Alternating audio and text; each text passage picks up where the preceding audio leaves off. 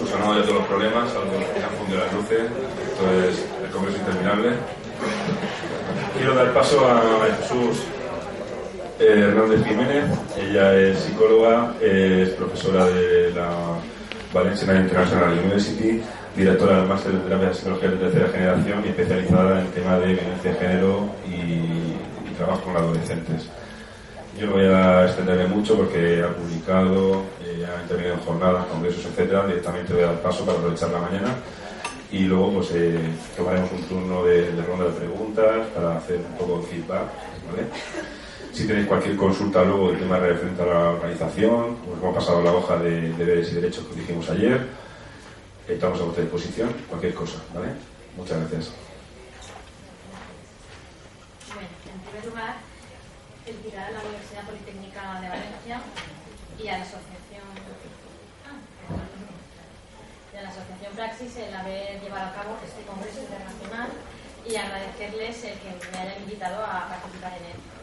Y también daros la enhorabuena a todos vosotros y vosotras que estéis hoy aquí con esa ilusión, con esas ganas de aprender y de poner ese granito de arena cada día allí donde estáis. Me alegra mucho poder compartir con vosotros este ratito. Mi línea de investigación, como decía Abraham, es desde mis inicios la violencia de género en relaciones de pareja jóvenes, tanto víctimas como agresores.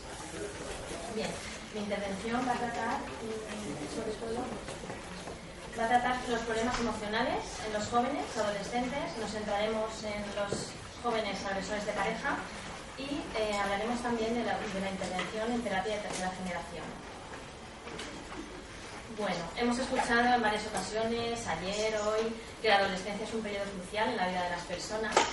Es la época en la que se constituye la identidad personal.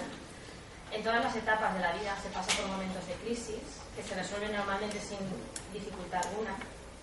Es lógico porque se pasa por una serie de cambios físicos, psicológicos, sociales, emocionales, y adaptarse a ellos supone algo de conflicto interior, siempre. Las personas en esta etapa de la adolescencia desarrollan su identidad sexual, vocacional, personal, etc. Son muchos los valores que intervienen y a veces esto puede ser factor de riesgo. Entre ellos pues, pueden encontrar el culto al cuerpo, las dietas estrictas, el ejercicio físico intenso. A veces aparece sintomatología depresiva, ansiosa, estrés, conductas perturbadoras como adicciones, conductas sexuales de riesgo, delincuencia, actos vandálicos, violencia de pareja, bullying. Ahora estas mismas formas de violencia a través de las nuevas tecnologías, de esto hemos hablado ayer también. Es importante hacer una aclaración cuando hablamos de violencia en la adolescencia. Hemos de tener en cuenta cómo aparece. Los chicos y chicas a estas edades empiezan a tener que descartar o asumir ciertos comportamientos con sus iguales. Algo que suscita en ellos a veces controversia es cómo desenvolverse en las relaciones, sobre todo con personas de otro sexo. Hay ciertos estereotipos relacionados con él y esto puede suscitar conflictos. Hoy nos centraremos en el comportamiento violento que algunas veces los jóvenes tienen con sus parejas. Hasta hace poco tiempo el maltrato se asociaba a las personas adultas, pero se está comprobando que hay un rejuvenecimiento de las víctimas, hay un rejuvenecimiento del maltrato. Ha quedado claro también en este congreso que la incidencia del maltrato va en aumento. Se ha rejuvenecido la edad de las víctimas y por tanto, ya se ha hablado aquí ayer, no me voy a detener en ello. La violencia de pareja, no puedo pasar yo las diapositivas. Vale. Se define en las relaciones de noviazgo, se define como todo ataque intencional de tipo sexual, físico, psicológico de un miembro de la pareja contra el otro, en una relación siempre de pareja, como les digo. Las conductas violentas en parejas jóvenes no son percibidas como tales, ni por las víctimas ni por los agresores. Los signos de maltrato son desconocidos por gran parte de ellos. Los confunden con muestras de amor, de afecto, que en realidad son conductas controladoras sustentadas en la desigualdad entre los sexos. La violencia es minimizada por los jóvenes y vista como formas de mantener la relación de interés por el otro. Cuando los jóvenes han aprendido a relacionarse reproduciendo la desigualdad, entonces el noviazgo puede ser un factor de riesgo para las actitudes violentas. Si analizar las relaciones de pareja es importante en cualquier fase del ciclo vital, es aún más importante en esta etapa. Es una etapa en la que, como decíamos, los sentimientos son más intensos, es una etapa en la que se idealiza el amor, y ello hace que sea una etapa de la vida proclive a tolerar determinadas relaciones abusivas. También se ha de señalar que se parte con cierta ventaja, esto hemos de decirlo también, frente a cuando la relación ya lleva más tiempo de duración, la autoestima, la estabilidad emocional de la víctima y del agresor están ya muy deterioradas y por tanto se ha normalizado esta forma de comportamiento. Entonces partimos de cierta ventaja.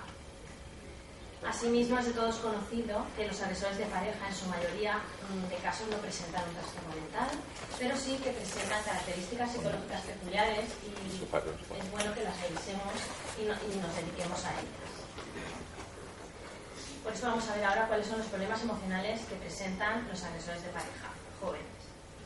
Se ha señalado en varios estudios que los jóvenes adolescentes que maltratan a sus parejas son más propensos a tener actitudes sexistas, que defienden la dominación masculina sobre la femenina. Estos jóvenes normalmente tienden a agruparse con otros jóvenes que tienen la misma percepción. El apoyo de la violencia entre el grupo de iguales hace que esta se intensifique. Ojo con esto, porque ahí tenemos mucho que hacer las personas que trabajamos en ello.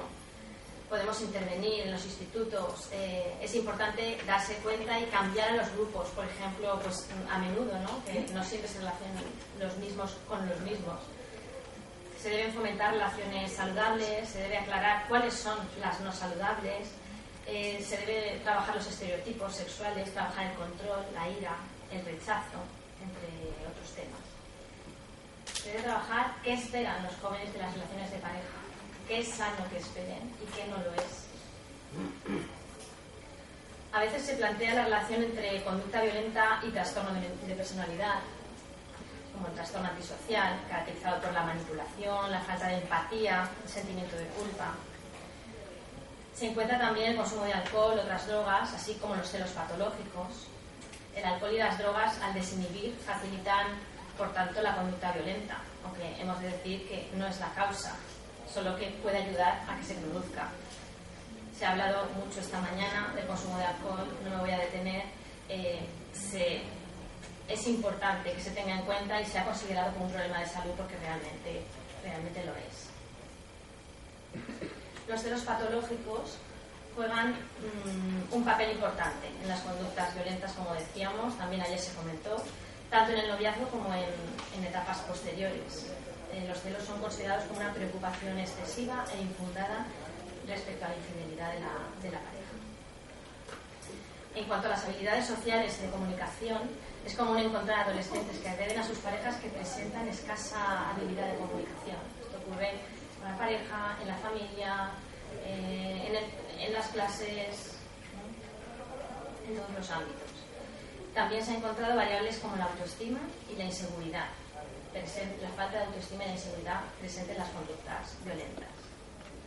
Ahora os voy a presentar unos pocos datos de un estudio que se llevó a cabo en la Comunidad Valenciana con jóvenes agresores. Es un estudio en el que se comparó un grupo de jóvenes agresores con un grupo de jóvenes que no agredían a sus parejas de las mismas edades, de 14 a 18 años. A estos jóvenes se les pasó el EPQ, un cuestionario de personalidad, y sí que se obtuvieron datos interesantes y yo creo que es necesario que los revisemos. Fijaros ahí, claro, se obtuvo mucho más, pero en el ratito que teníamos para hoy no podíamos extendernos demasiado, entonces he querido mostraros solo las más representativas.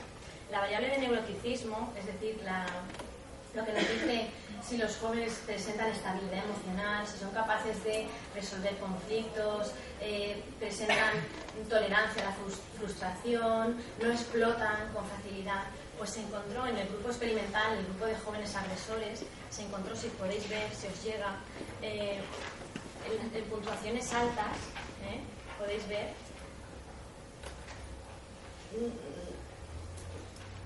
puntuaciones moderadas en mayor medida se encontraron. No sé si lo podéis ver al final. Sabe mal si nos llega. Se ve claro, ¿no? Vale. El grupo control, como veis, presenta puntuaciones bajas en neuroticismo, es decir, son personas más estables emocionalmente. En cuanto a la variable de impulsividad, igual. veis que el grupo experimental presenta puntuaciones muy altas en la mayor parte de la muestra. Eran 50 jóvenes y 50 jóvenes no agresores. Y veis aquí qué diferencia, lo habéis visto, ¿no? Los jóvenes del grupo control, los jóvenes que no agredían a sus parejas, presentan puntuaciones bajas en reflexividad. La empatía, una variable presente en los agresores, en personas que presentan conductas disruptivas. Fijaros, el grupo experimental, el grupo de los jóvenes agresores, carece de empatía casi en su totalidad. Gracias. Bien, pues dicho esto, vamos a centrarnos ahora en la importancia de manejar las emociones que presentan los jóvenes de hoy, los jóvenes de nuestros días, para evitar esos problemas emocionales y para conseguir que vayan apareciendo en menor medida. En los últimos tiempos se habla mucho de trabajar las emociones, inteligencia emocional, lo estamos oyendo muchísimo, pero sabemos todos que esto se trabaja desde tiempos inmemoriales. Siempre se ha trabajado en educación emocional y siempre se ha considerado importante. Es un mecanismo clave para que las personas se adapten a su propio mundo, al mundo que está en continuo cambio. Muchos de los problemas psicológicos que se presentan en la adolescencia se relacionan con factores vinculados a esas competencias emocionales y sociales. Es importante enseñarles a entender su propia forma de ver la vida, a entender cuáles son sus sentimientos, a hacerles ver que esos sentimientos que tienen, que afloran sin parar y que son muchos, es lógico y normal que los sientan, pero que se pueden canalizar de otras maneras. Eso es a lo que yo me quiero referir. Es importante hacerles conscientes del momento en el que están viviendo. Es un momento crítico, no lo podemos negar. Todos hemos sido adolescentes los que estamos aquí, pero hay que trabajarlo. Los estados de ánimo son parte de nosotros.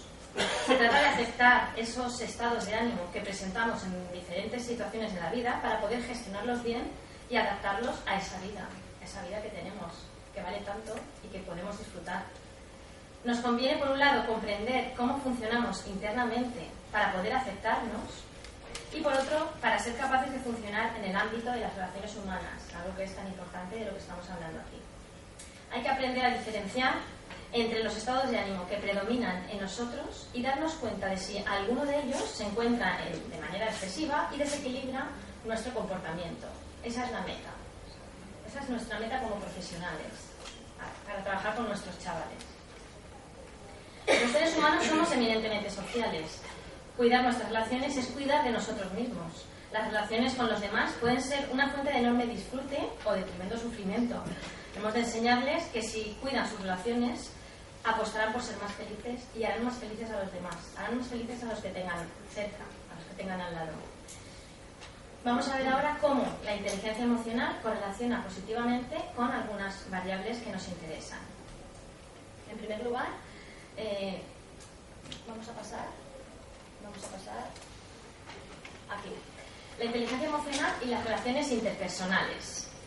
Las personas emocionalmente inteligentes logran comprender y manejar adecuadamente mejor sus emociones y son capaces de comprender y explorar las emociones de los demás. Esto incide de manera fundamental a la hora de establecer relaciones interpersonales asertivas, por lo tanto, mejor capacidad para tener relaciones de pareja saludables. La inteligencia emocional y el bienestar psicológico también están relacionados. Las personas emocionalmente inteligentes se sienten mejor consigo mismas, se perciben como más felices, como más satisfechas con su vida, con lo que tienen, con lo que les ha tocado vivir, y presentan un menor número de síntomas físicos y psicológicos. Lógico. Por tanto, mejor capacidad para tener relaciones de pareja saludables.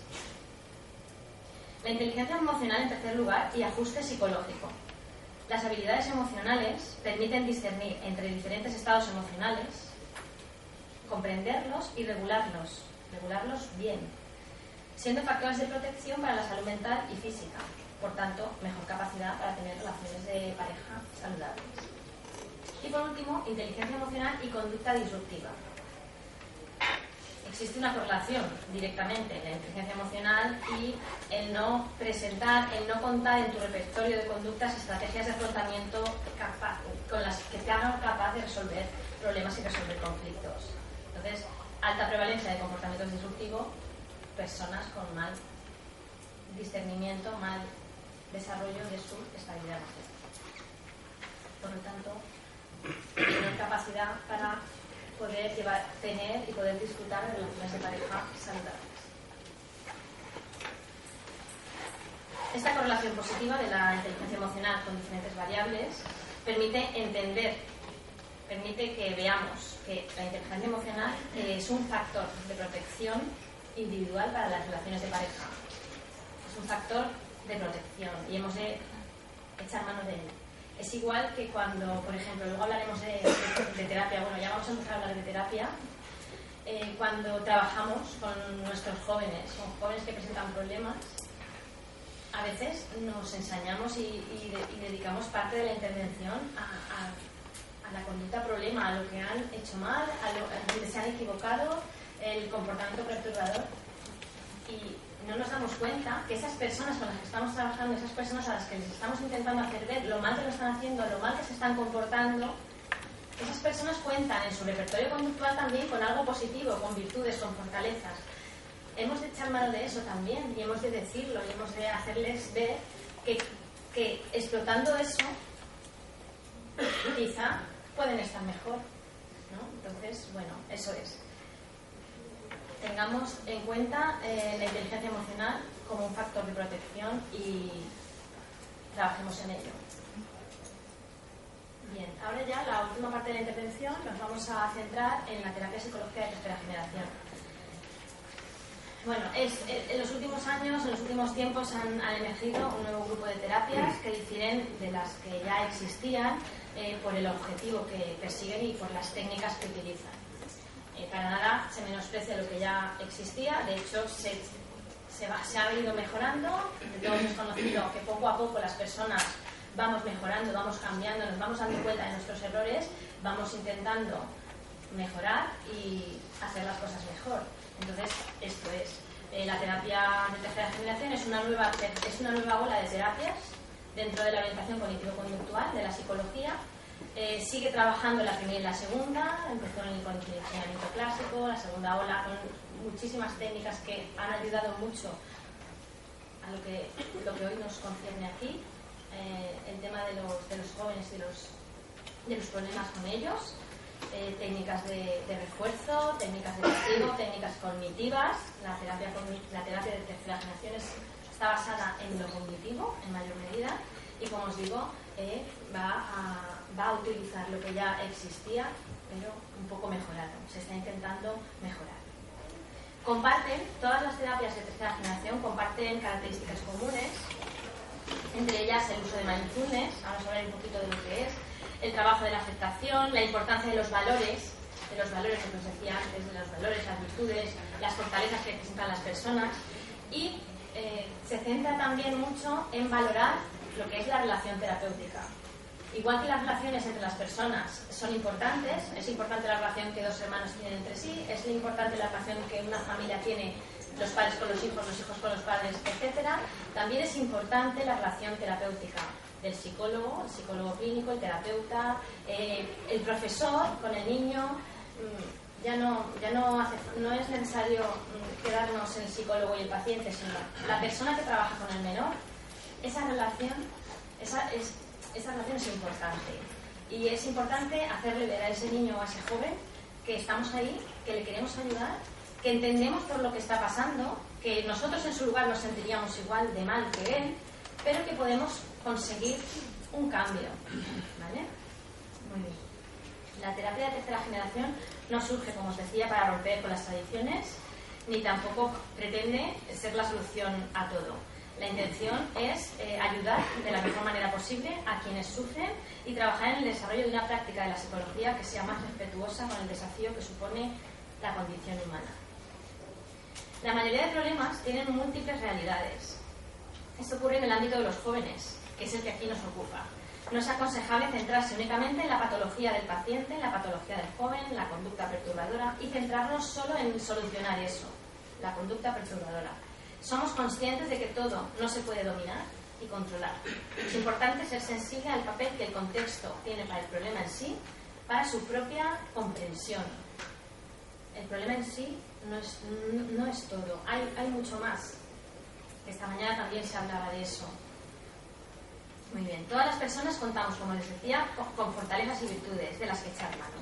Somos imperfectos, todos, pero aún así poseemos virtudes que si las explotamos podemos recuperar la sensación de que no todo está tan deteriorado como considerábamos al principio. Con la terapia de tercera generación no se tiende a la eliminación, como les decía, del síntoma, sino que se tiene en cuenta todo el contexto en que surge. Se analiza y se ayuda a la persona a observar cómo funciona nuestra mente, cómo nos enfrentamos a nuestras emociones. Hemos visto hace un momento la importancia de regular bien nuestras emociones. La terapia de tercera generación sitúa al paciente en sus propios sentimientos, le hace consciente de lo que tiene, le ayuda a ver que son propios, lógicos. Lo importante es que haya un equilibrio entre ellos. Se le enseña a que todo en la vida no se puede controlar y se refuerza en todo momento esas fortalezas y virtudes que la persona posee y de las que os hablaba antes. Seguro que lo voy a repetir mucho, pero es que es muy, muy importante. Con la terapia de tercera generación se da más importancia, como les decía también, a la relación terapéutica. El terapeuta es consciente de la necesidad de contar con ciertas habilidades tales como la empatía, la cercanía, la autenticidad y la aceptación.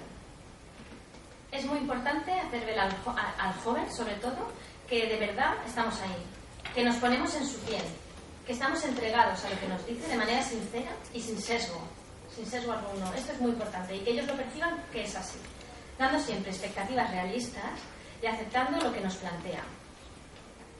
Y por supuesto que de alguna manera la terapia o el tratamiento que vamos a llevar a cabo va a funcionar siempre dependiendo de los dos. ¿Vale? Es muy importante. Bien, pues el planteamiento general de la terapia de tercera generación es atender a varios puntos. El primero de ellos es ayudar al paciente a vivir situaciones adversas de la vida, como las propias de un joven adolescente que presenta conductas disruptivas, conductas de violencia con su pareja, con sus iguales. Ayer se hablaba, muy importante, de la edad de los jóvenes. Esa edad, ¿qué pasa? Con 14 años no tienen edad para ser penados. ¿Qué pasa ahí? Pues es verdad que esa edad es una edad en la que ellos están en pleno desarrollo de su personalidad. Podemos hacer mucho si hay implicación por parte de todos, como también se comentaba hoy. Ayudarles a aceptar que existen situaciones adversas, que van a tener problemas en sus relaciones con los demás, con sus parejas, problemas de entendimiento, que van a surgir conflictos, que durante el camino de la vida se van a entrelazar situaciones agradables y otras no tanto, pero que se puede aprender a caminar con esas situaciones no agradables y con las agradables. Se puede empezar a caminar. Nada externo nos asegura la liberación frente al sufrimiento. Esto hemos de dejarlo claro. Ni siquiera es suficiente cuando nosotros, los seres humanos, contamos con una vida plena, un buen trabajo, una pareja estupenda, unos hijos maravillosos.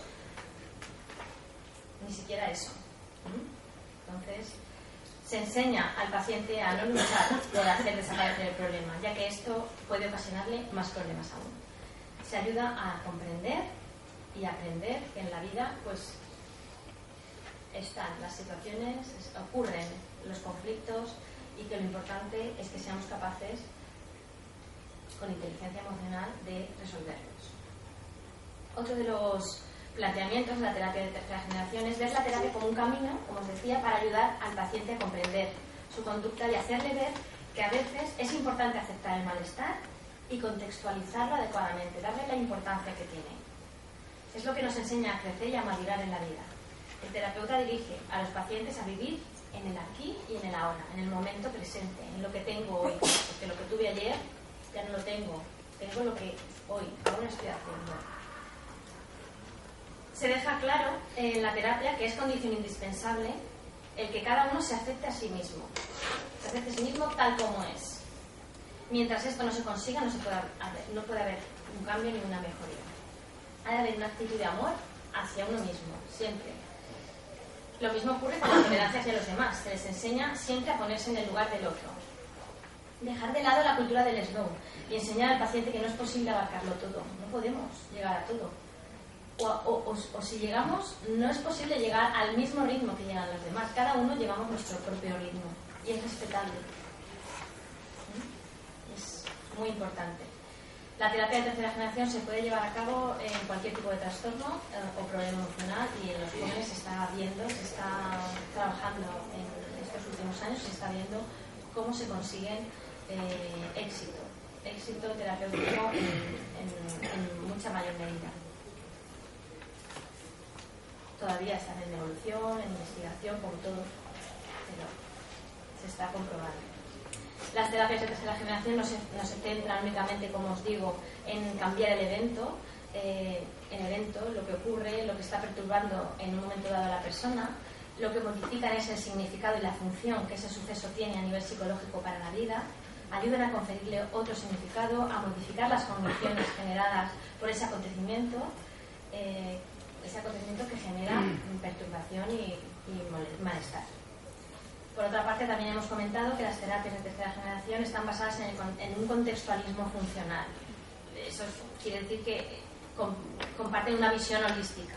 Asumen los eventos como un todo, toman en cuenta todas las variables que pueden estar afectando a cada suceso y no únicamente a aspectos aislados, individuales.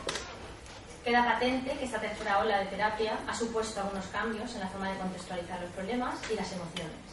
Postula la idea de la atención plena como un camino que permite la aceptación de la experiencia más que el cambio. No, vamos a centrarnos en lo que yo estoy viviendo en este momento y voy a ver cómo poco a poco voy a ir saliendo.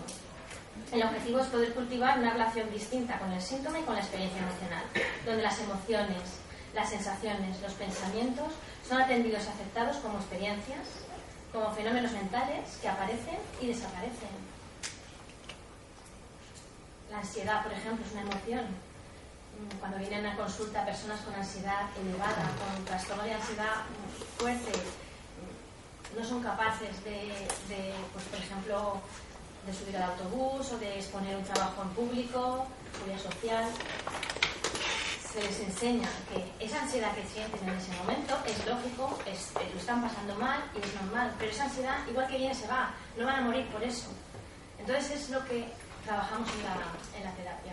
La emoción, igual que aparece, desaparece.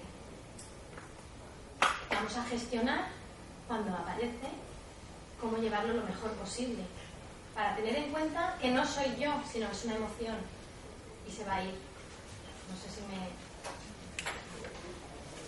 A partir de la tercera ola se entiende que la no aceptación de la experiencia, la lucha por hacer desaparecer las experiencias desagradables, es lo que determina que se mantenga.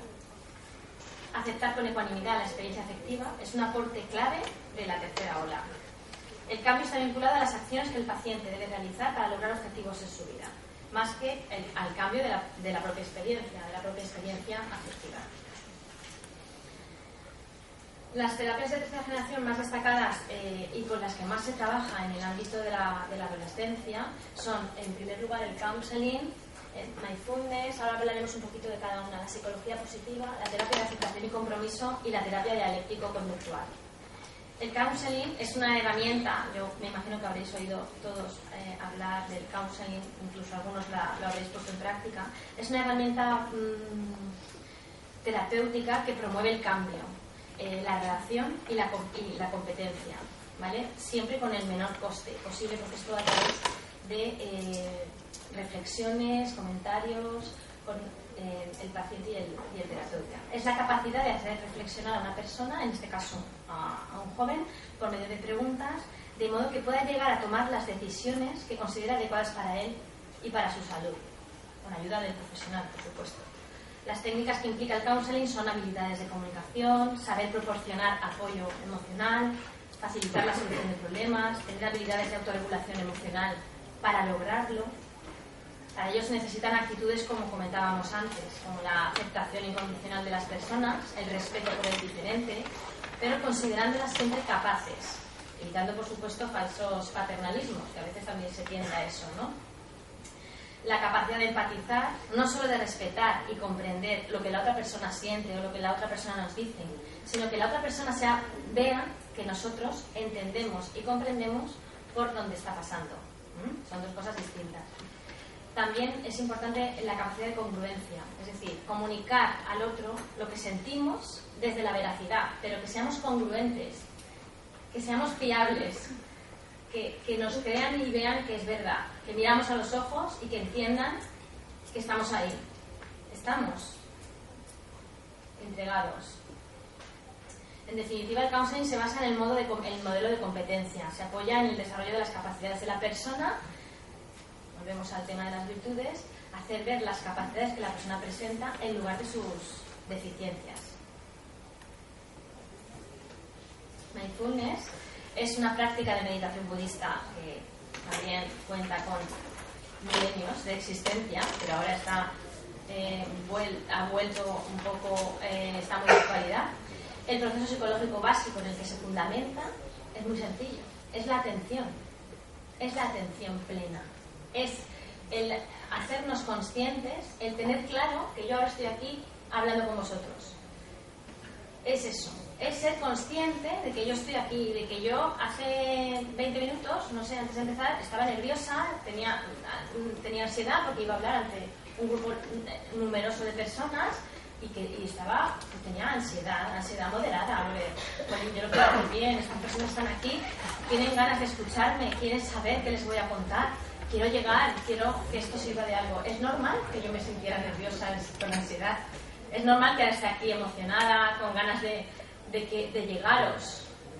Pues eso es el mindfulness, es el ser consciente de manera plena de dónde estoy, de cómo estoy, de qué siento y aceptar eso. Por ejemplo, en situaciones de sufrimiento, cuando nos encontramos mal, es decir, estoy pasando por un momento de sufrimiento. Esto que ahora me está sucediendo me duele.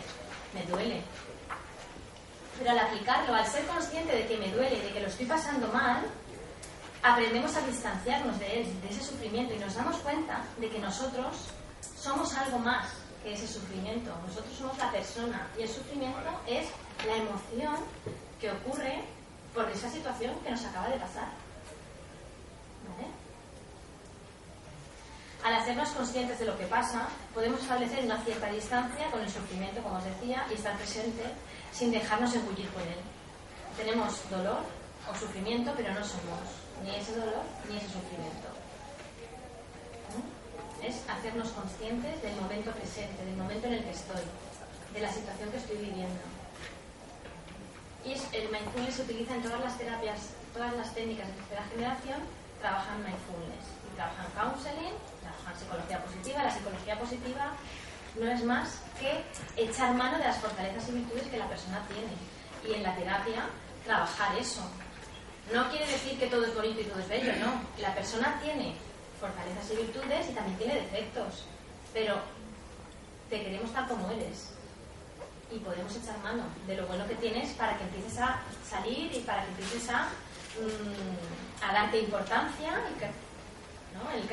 Con los jóvenes es muy común trabajar, como os decía, con el síntoma, con la conducta perturbadora, con el acto vandálico, con la violencia de pareja, ¿vale? Lo que está haciendo mal. Pero ese joven puede que tenga fortalezas y virtudes en su repertorio y no las estamos trabajando, ni le estamos haciendo ver, ni él está viendo que las tiene, a veces ni lo sabe. Entonces, eso es la psicología positiva. Se hace hincapié en la creatividad, en la inteligencia emocional, la sabiduría, el humor, que están presentes en la vida de cada uno.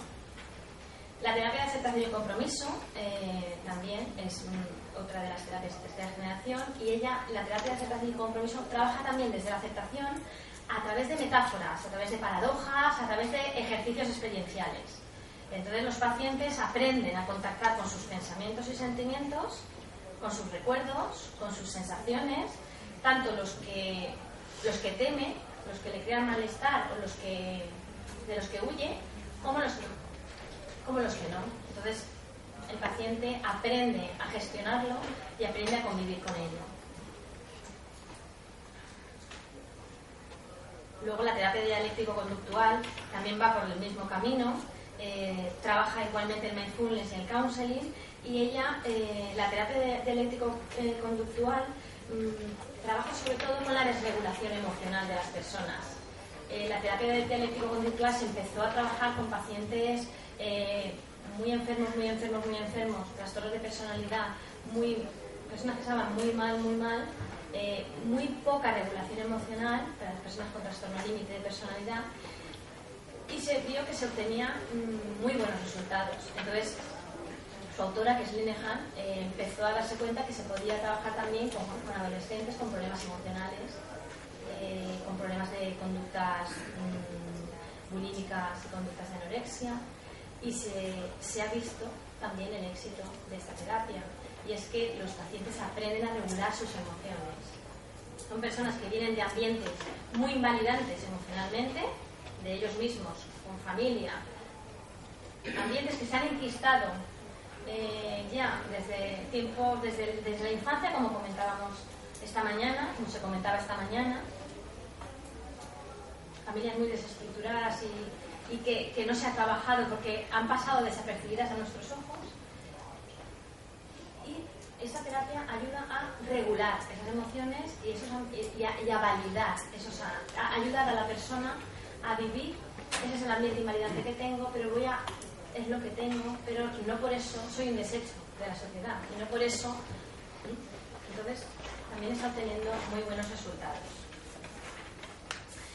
Este nuevo grupo de terapias contacta a su vez con otras terapias, de modo que llega a abarcar una gran cantidad de aspectos dentro del núcleo vital del sujeto que anterior y únicamente con las terapias de la primera y de la segunda ola no llegaban a contemplarse. Dicho todo lo anterior, se observa como el aspecto cognitivo, habéis podido comprobar, es el primer punto que este grupo de terapias persigue. Así, hay una gran cantidad de trastornos que podrían tratarse en base a principios de la terapia de tercera generación, y bueno, aportan un marco teórico para entender el impacto en la salud o en la patología que tiene el manejo de la experiencia afectiva en la infancia y en la adolescencia. También nos abre posibles caminos de salud para el manejo funcional y adaptativo de las emociones, eso que todos sabemos que es tan importante para manejar las relaciones interpersonales y evidentemente las relaciones de pareja. Las terapias de tercera generación proporcionan modelos explicativos de la psicopatología que pueden servir de guía en el manejo de las emociones en los jóvenes y en adolescentes. Estas guías pueden ayudar a los padres, a los profesores, en la educación de sus hijos, de sus alumnos y alumnas, permitiéndoles generar ambientes validantes que ayuden a desarrollar una regulación emocional saludable. Es de lo que se trata. Conductas disruptivas, depresión, ansiedad, problemas de adicciones, cogniciones, las condiciones que mantienen todo esto, el estrés, la forma de controlar el ambiente, son algunos de los problemas que más afectan a las sociedades jóvenes de hoy día, ante los cuales la terapia de tercera generación ofrece una salida clara, una salida optimista, teniendo en cuenta aspectos que antes pasaban desapercibidos y que contribuían al mantenimiento de los trastornos y de los problemas. Y ya para terminar, solo quería haceros una reflexión, muy pequeña reflexión personal. Yo estoy de acuerdo totalmente con la doctora Joana. Esta mañana se ha comentado. Ayer hemos de trabajar en prevención.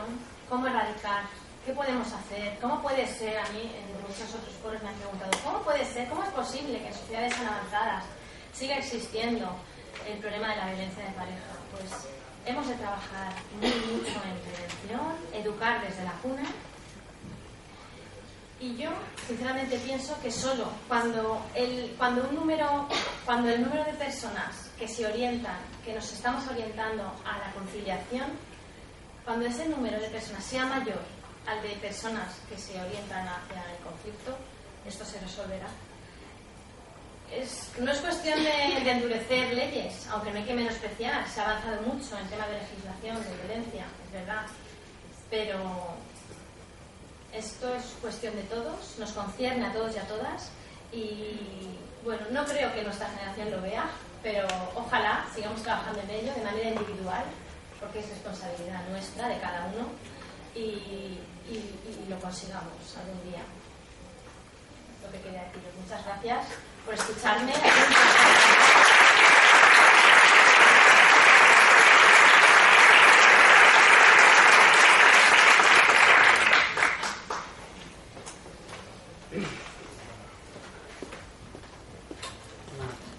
Bueno, vamos a pasar a un turno de preguntas. Yo, si me permitís la licencia, no sé si habéis visto un vídeo que aparece en la página web del Congreso, que es de la segunda edición, y sería un poco el resumen de lo que ha explicado ahora mismo de Jesús. Si me permitís, lo podemos poner para que veáis un poco el tema de cómo afecta el tema del counseling. Yo, por ejemplo, yo soy educador social, pero yo me considero counselor. Yo trabajo a nivel de gestión cultural con jóvenes, transmisión de redes con jóvenes, todo eso influye en la gestión emocional. Y luego el tema de, cuando estamos hablando de violencia juvenil, de verdaderos infractores, un factor que abunda en el trasfondo es la ira, la rabia, son emociones básicas. Entonces hay que trabajar eso. Si me permitís, es un minuto.